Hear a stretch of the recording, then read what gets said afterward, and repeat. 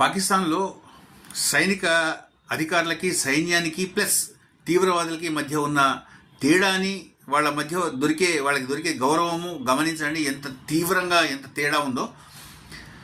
సైన్యంలో దాదాపు 75 మంది చచ్చిపోయారు. వాళ్ళు అధికారులు కానివ్వండి, సైన్యంలో మామూలు జవాన్లు కానివ్వండి, వాళ్ళతో చచ్చిపోయారు. వాళ్ళందరికీ దొరికింది ఠేంగా, ఏమీ లేదు. తీసుకెళ్లారు, వాళ్ళని అడ్డెకిదాలు చేసేసారు.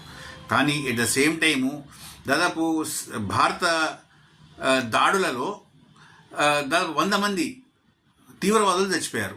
వాళ్ళందరికీ కూడా సైనిక లాంఛనాలతోటి, సైనిక మర్యాదలతోటి అందరికీ అంత్యక్రియలు చాలా మర్యాదగా జరిగినాయి. At the same time Masood అజర్కి 15 కోట్ల రూపాయలు ఐఎంఎఫ్ నుంచి పాకిస్తాన్ అడుక్కొచ్చుకుని దానిలో నుంచి 15 కోట్ల రూపాయలు తీసి వీడికి ఇచ్చింది. ఎందుకంటే వీడి కుటుంబం అంతా సర్వనాశనమైంది, ప్లస్ వాడి మసీద్ కానివ్వండి, వాడి ఇల్లు కానివ్వండి మొత్తం అంతా పాడైపోయినాయి. అందుకోసమని భృతిగా వాడికి తీసి ఇవ్వడం జరిగింది. అది పాకిస్తాన్లో ఉన్న సైన్యానికి, తీవ్రవాదులకి మధ్య ఉన్న తేడా.